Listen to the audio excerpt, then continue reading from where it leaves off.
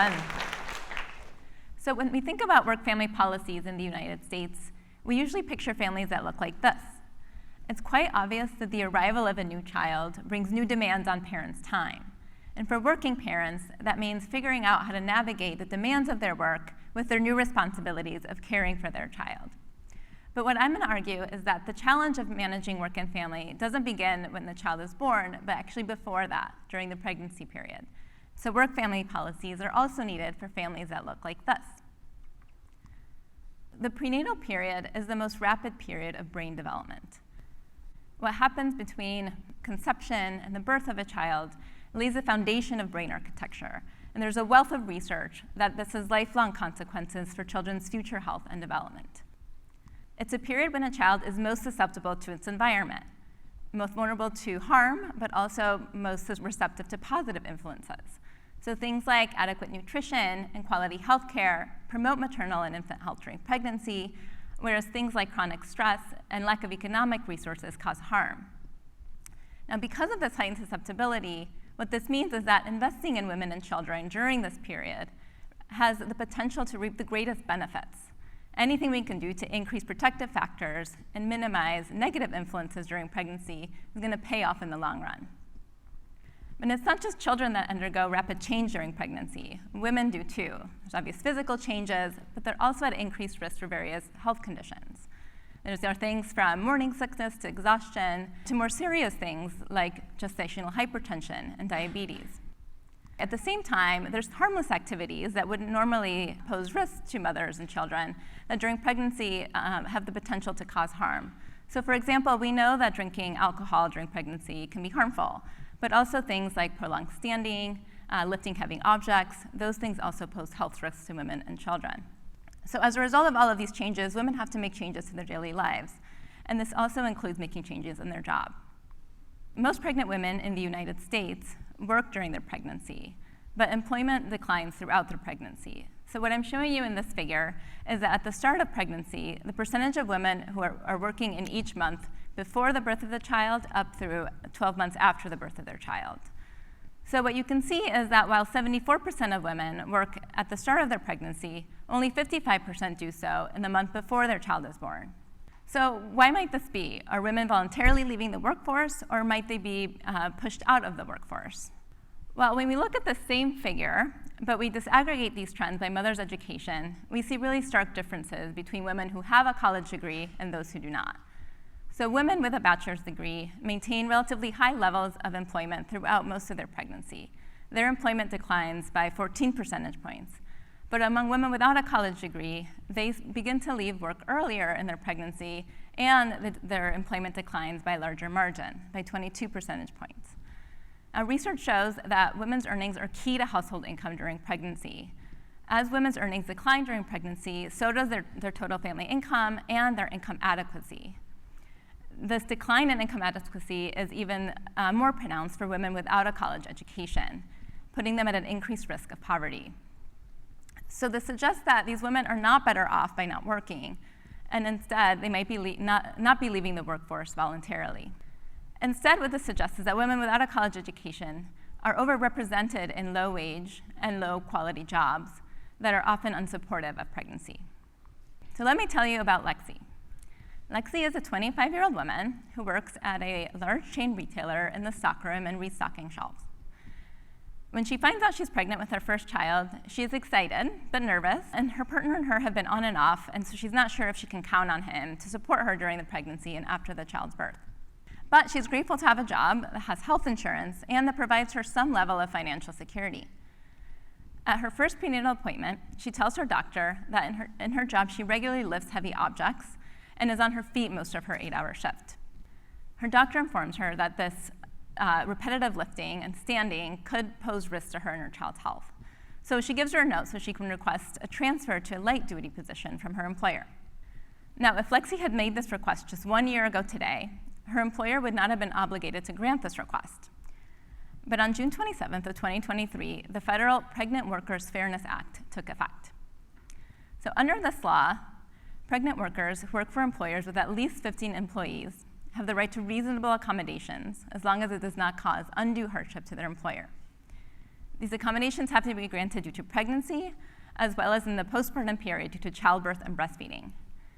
These accommodations include things like light duty, more frequent breaks or longer breaks, schedule flexibility to attend prenatal appointments, and unpaid time off to accommodate medical conditions that might arise due to pregnancy. Now, before the Pregnant Workers Fairness Act took effect in 2023, many states already had a pregnancy accommodation law. Between 1990 and 2019, 30 states in Washington, D.C. passed a law that was similar to the Pregnant Workers Fairness Act. So in our research, we wanted to know what were the effects of these laws and were they helping women remain employed during pregnancy? What we found is that state pregnancy accommodation laws do indeed help women work during pregnancy. This figure from our study shows that women's employment increased in states with a pregnancy accommodation law after the law took effect. This is compared to states without such laws. So on average, pregnancy accommodation laws increased women's employment by 6.6 percentage points, or about 11%. We also found effects on labor force participation, on earnings, and the number of weeks worked in a given month.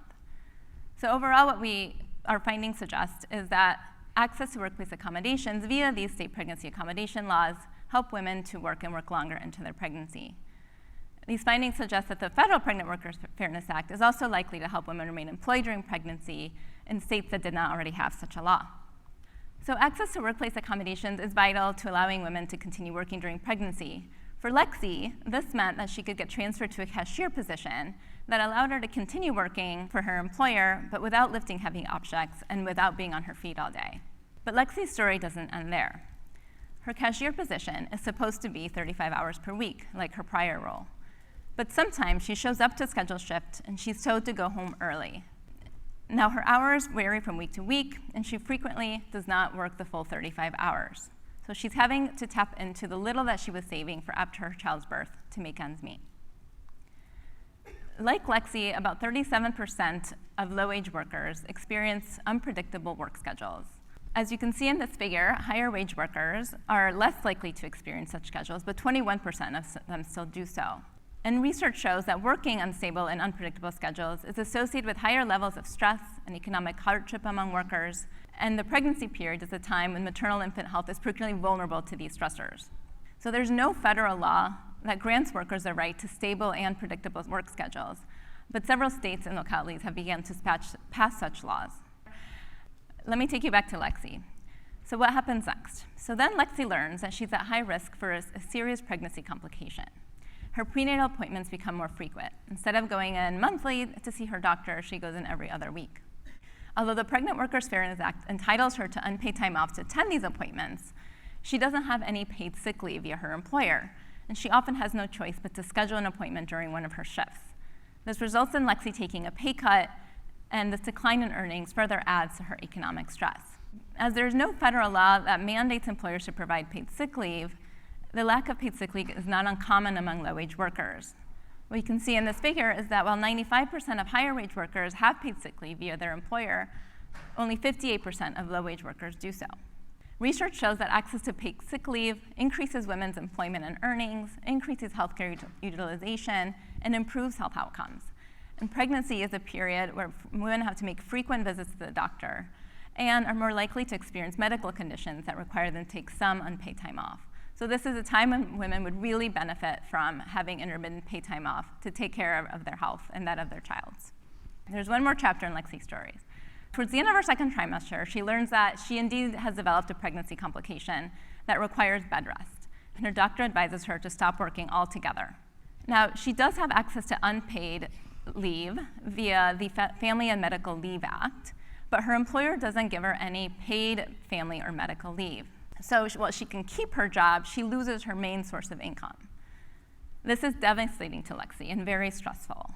She can no longer make her health insurance premiums and loses her health insurance. Now she becomes eligible for Medicaid, but her provider doesn't accept Medicaid. So this means she has to switch to a new doctor, causing her significant stress given her high-risk pregnancy.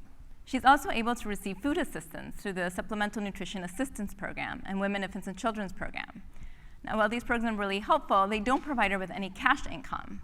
So she has to borrow money from family and friends and from her partner to pay rent and bills, and she is finding really difficult to make ends meet.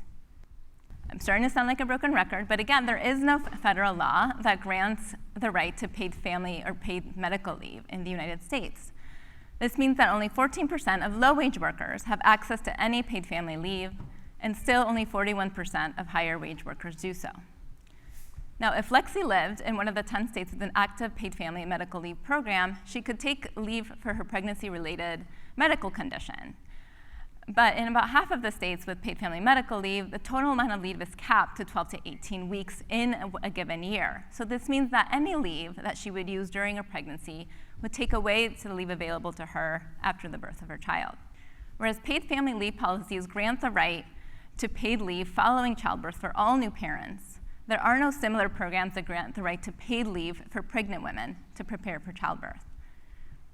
Now, besides paid family leave, there are other income support programs for families with children, but these are often not available to first-time parents who don't have and currently have any children of their own. So for example, the Temporary Assistance for Needy Families program provides low-income families with cash assistance. But in most states, families are not eligible until after they have children. So for first-time parents like Lexi, they would not be able to get any benefits. Now, without comprehensive work-family policies at the federal level, pregnant women's access to work-family supports depends on what city and state they live in and what their employer is willing to provide. This creates massive inequalities in who receives benefits and supports.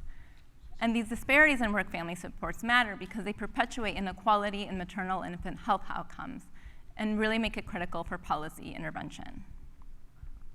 So what might an apology package look like in the United States if it acknowledged that the challenge of combining work and family doesn't begin in the post-birth period, but really starts during the pregnancy period? The Pregnant Workers Fairness Act is a step in the right direction. It fills a critical gap in helping pregnant women stay employed during pregnancy and has called attention to the need for workplace supports during this period. But this law cannot do it all. Income supports for families typically don't start after the birth of the child, leaving a large gap during the pregnancy period. We also need policies that allow pregnant women a reprieve from work when they need time off during pregnancy without having to compromise their economic well-being. So let's think about extending income supports, like the Temporary Assistance for Needy Families program, like the Child Tax Credit, to cover the pregnancy period. Let's think about implementing not just paid family leave at the federal level, but also paid antenatal leave to cover the pregnancy period without reducing women's postnatal leave. And let's think about new national policies like paid sick leave and fair work schedules that benefit all workers, but would especially help protect the health of women and their unborn children during a really critical period of time. Now, these investments that we make in the prenatal period will not only help pregnant women in the short run to remain employed and to improve their economic well-being, but they will have long-lasting benefits for children's health and development. So when we think about work-family policies, let's think about supporting families during pregnancy as well, so that all of these parents can support their families economically without having to compromise their family's health and well-being. Thank you.